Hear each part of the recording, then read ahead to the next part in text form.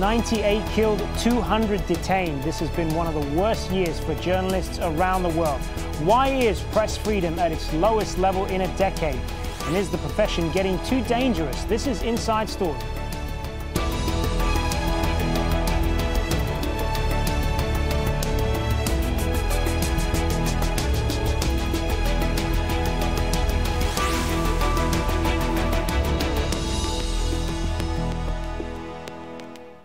Hello, welcome to the program. I'm Hazem Seeker. Well, 2014 has been a difficult year for journalists around the world. The number of attacks and kidnappings of media workers has soared, while carefully staged murders of journalists have become all too common.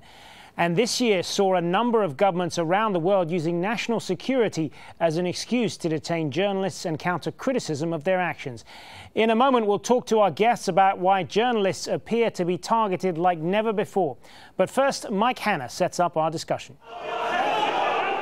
There are things an objective journalist takes personally. The unjust imprisonment of colleagues in Egypt is a case in point. Some argue they were inevitable casualties in seismic political change, but no rational analysis discounts the fact they sit in jail for doing their jobs. Yet these men, Peter Greste, Mohammed Fahmy and Baher Mohammed, are the first to acknowledge that they are among thousands around the globe who've fallen victim in an undeclared war to silence the messengers. As Peter so eloquently put it from his prison cell, we no longer report from the front line. Nowadays, we are the front line. And nowhere in the past year has this front line been more bloody than in Syria, where at least 10 journalists were killed doing their jobs. The most recent victim was Al Jazeera correspondent Maran Al-Diri. As many as 9 reporters were killed in Iraq. At least 7 dead in Ukraine, where a new conflict erupted. In many zones of conflict, governments are directly involved. Governments that appear to regard journalists as necessary collateral damage in the pursuit of political ends.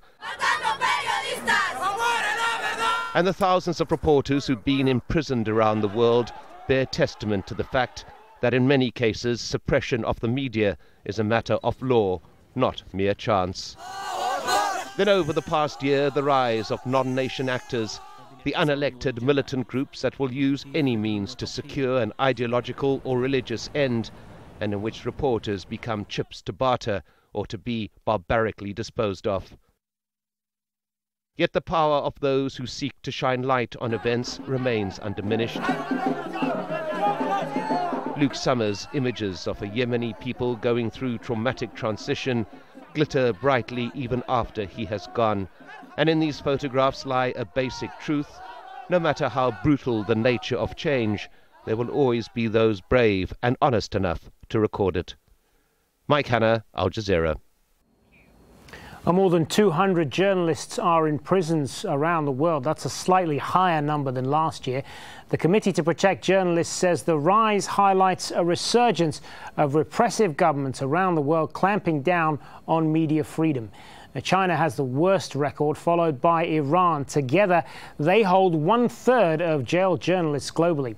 The top 10 worst countries include Eritrea, Ethiopia, Vietnam, Syria, Egypt, Myanmar, Azerbaijan and Turkey. 60% of journalists in prison are there on charges or crimes against the state, such as subversion or terrorism.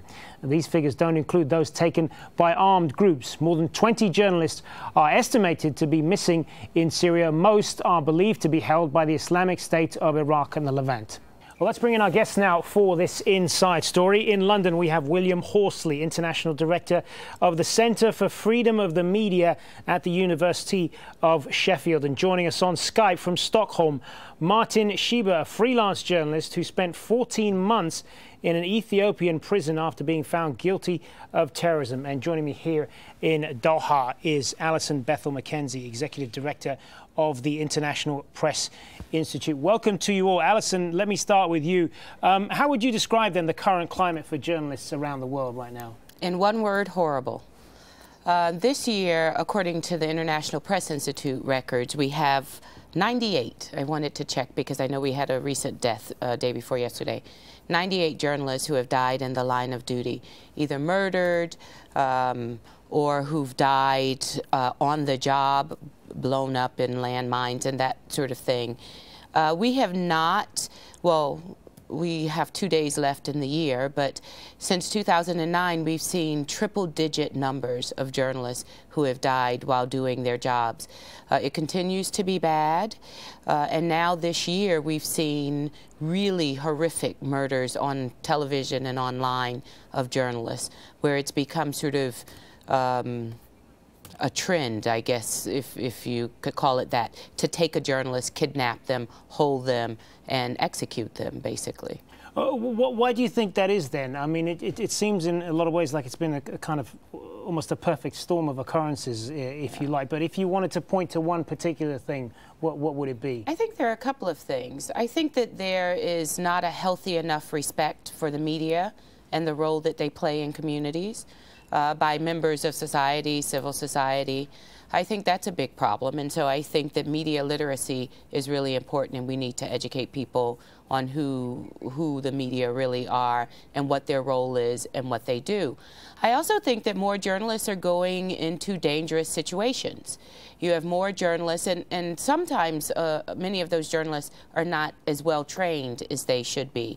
You have a number of major newspaper, radio, television in leading cities around the world who have stopped sending people overseas or who have cut back on the number of foreign correspondents because of the economic crisis. And so you have more freelancers who are out there in the field. They don't have safety training. They are not given protection oftentimes by their media companies. And so I just think that you have more wars, more conflict, and more journalists covering those. William Hoarsely, what's your take on this? I mean, why do you think it's been such a bad year for journalists in 2014?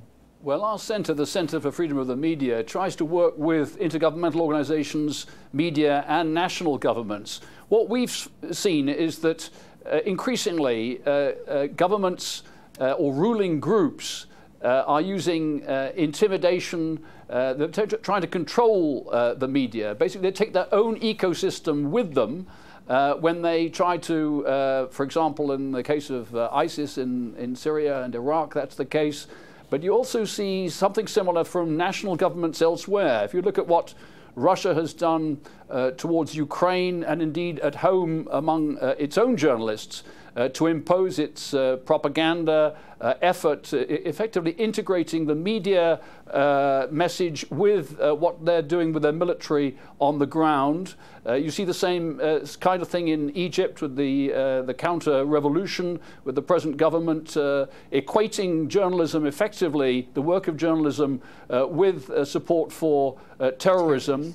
You see something similar in China, where a new regime has come in anxious to impose its authority and reimposing the idea that the party must control the media. So you have an awakening of consciousness of democratic demand, or demand for at least accountability of governments among many societies in the world. And what we're seeing is a terrific resurgence by the most authoritarian governments as well as insurgent groups to try to impose their will by intimidation, violence and death. Yeah, and I want to pick up on that point that you make about journalists being labelled as terrorists or threats to national security. When that happens, if a journalist can be accused of terrorism, where does this leave the public's right to know? Good question.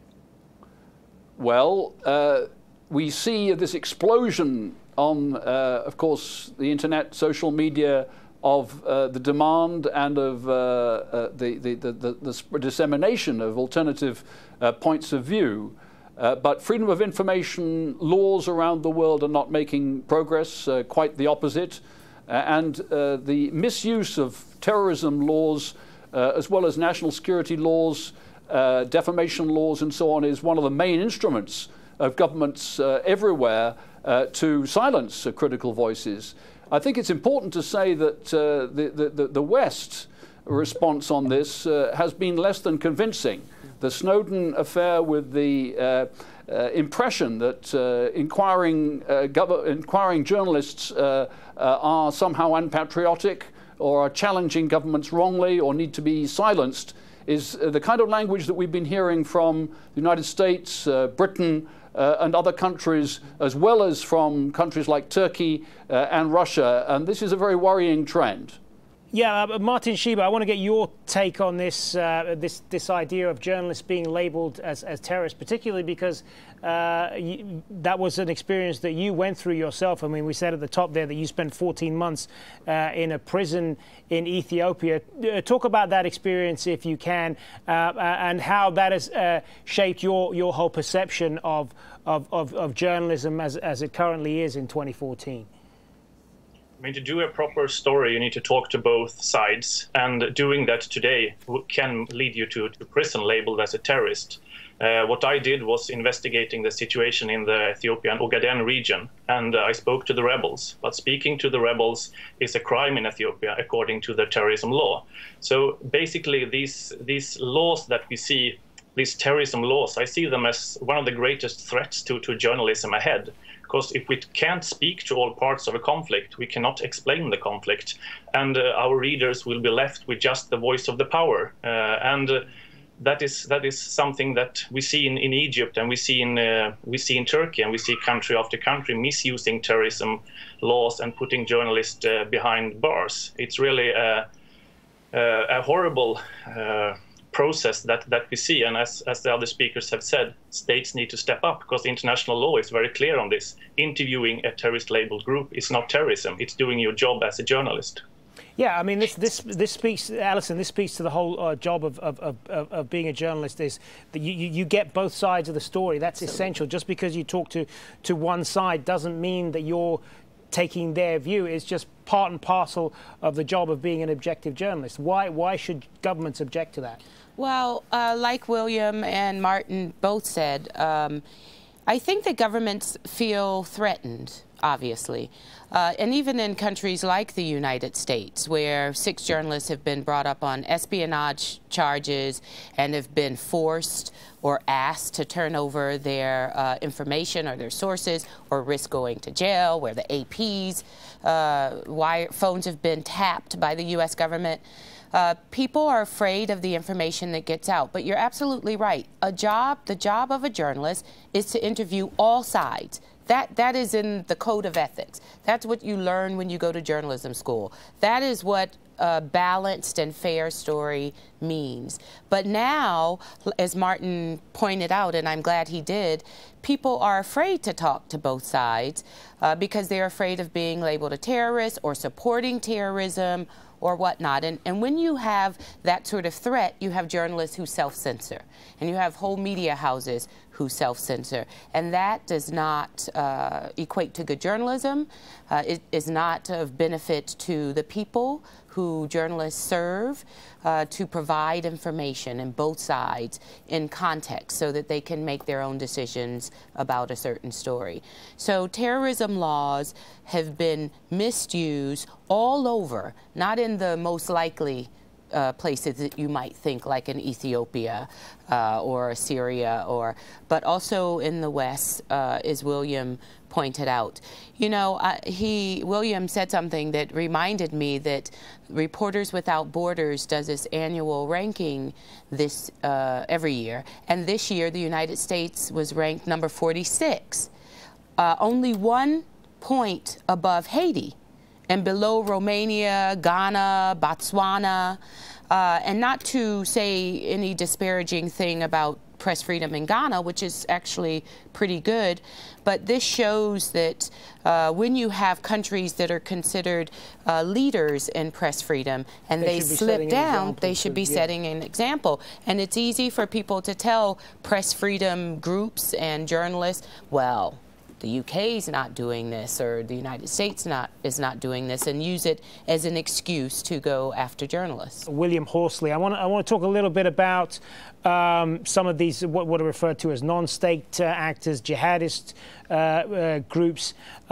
many of whom have looked at journalists as, you know, when they capture a journalist, they know it's going to make headlines. Does that now put journalists further at risk? Because then they become this kind of prized asset to be used as either a propaganda tool or a bargaining chip, depending on what they choose to do. Yeah, that's obviously something new and dramatic and very alarming for not only for the journalists themselves, but I think for the public's ability to know, and indeed even international government organizations. The UN had a hearing last year where 4 prominent journalists spoke, and one after another, the representatives of the national government said, if we can't get independent news from reputable news organizations, international news organizations and so on, then we won't know how to act. So the case of ISIS is obviously a very extreme one. You have a very media-savvy group of people using social media, becoming, in effect, the media themselves with their own grotesque images and their ability to intimidate, which, of course, is driving many of the mainstream media away. And as we've heard, that means that more freelancers are being forced to go in under extremely dangerous circumstances, often without the kind of backup that you could get from BBC or CNN or Al Jazeera. And that's why we've seen most of those who've suffered in that region have actually been freelancers, technically. But the wider picture, I think, is that what we're seeing is that state actors, public officials, are responsible in very many cases for example, police violence against demonstrations around the world, and of course the impunity which goes with this, which is very well documented. Well over 90% of all cases of killings and attacks on journalists have no proper investigation whatever. And there, of course, it is the judiciaries, it is the police forces. Even in Europe, we heard from the Commissioner for Human Rights of the Council of Europe saying more than 50% of all the attacks and injuries on journalists in the European area, that includes Russia all the way to Spain, were done by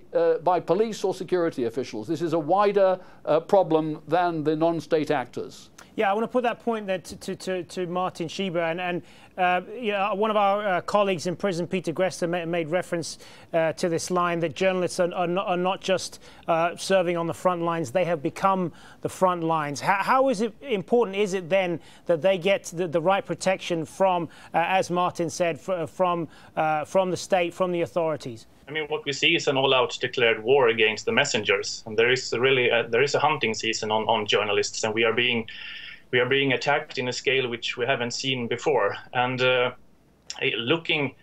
think that states have learned that violence against journalists works. By killing the messenger, you can silence the message, and state after state is picking up that. So we're looking back at this year and the colleagues who've been jailed in Cairo working for Al Jazeera. I think that the positive thing that has come out of this year, it is this really global growing campaign for their release. And I think that it will make states hesitate next time jailing Al Jazeera colleagues, because they will see that it comes with a price, that maybe the price to pay is higher than what it tastes. And that is in all this dark figures and all this madness, it's so hopeful to see the solidarity for the jailed. And I remember going back to myself, I mean, when I was in that dark cell, the worst fear was to be forgotten. It was not torture, it was not spending the rest of your life in prison, it was to be forgotten. What if people stop writing, stop campaigning, stop advocacy? And I mean, when I heard that there were demonstrations or protests or something, that made you go with your head high, and you could feel that you were there for a cause. The suffering had a meaning, and that you were in the front line for a fight that had turned global. And I'm just so happy for Peter Grester, Bar Mohammed, and Mohammed Fahmy to see all the support that they're getting from all around the world. And it's really, I think that after a year, it's not really we who are fighting for their freedom. Today, they are fighting for our freedom on the outside, and they are actually, by struggling in the jail, keeping journalists out of jail in other countries. Yeah, William Hoarsely, how important is that the public, that this kind of thing stays in the public mind, either through social media or anywhere else? Well, I don't think the public are aware of how much is going on in this area and how much attention the international community is being obliged to pay to this. I mean, as you well know, the 2nd of November this year was the first UN-backed international day to end impunity for crimes against journalists. And of course, the reason that date was chosen was that 2 brave French radio journalists were kidnapped and then killed on the 2nd of November last year in Mali. Since then, the governments of the world unanimously have signed up to both to a General Assembly resolution, which named that International Day, and to a new resolution in the Human Rights Council in Geneva, which talks about a range of mechanisms that are required. These are obligations of national governments to ensure both the protection of journalists under threat, the correct kind of laws to ensure that there is no abuse against them, that there is no judicial harassment and false imprisonment, and above all, to ensure that there is justice when crimes do occur, attacks and killings do occur. And the United Nations, the UNESCO, has just done its own audit, which it does regularly. And every 2 years they have a meeting. They go down the list. They found it was the worst record ever of governments reporting back to UNESCO requests for information about judicial follow-up after killings of journalists. More than half the countries over a period of time failed to respond. Now, what we need to do is close the gap between those rhetorical promises and commitments and the action on the ground. Actually, there are some positive moves in this area.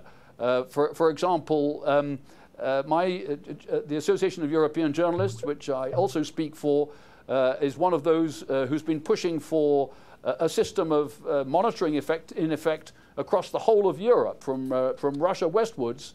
And the Council of Europe has agreed to set up what they call an internet platform, which will begin hopefully in the first part of next year, where the NGOs and media can feed in information, and it will be recorded, it will be put out to the governments and hopefully acted on. Alison, what role does social media play in all of this? Obviously, we've seen a huge explosion in Twitter and Facebook and so on in the last few years, and that's made it increasingly difficult, hasn't it, for governments to control the flow of information, and yet we've seen these increasing crackdowns by governments. Is there a relationship there? Yes, you know, social media is difficult because I think a lot of the community is confused or becoming confused about the difference between journalism and journalists and social media, or bloggers and journalists, and are sort of putting them all in one pool. On the one hand, you have these sort of citizen journalists or first responders who are on the scene first. They see the information, they record it with their iPhone, whatever. They don't put it in context. They just sort of throw the information up there. But there are very few, if any, gatekeepers so that we know what information is accurate and what is not.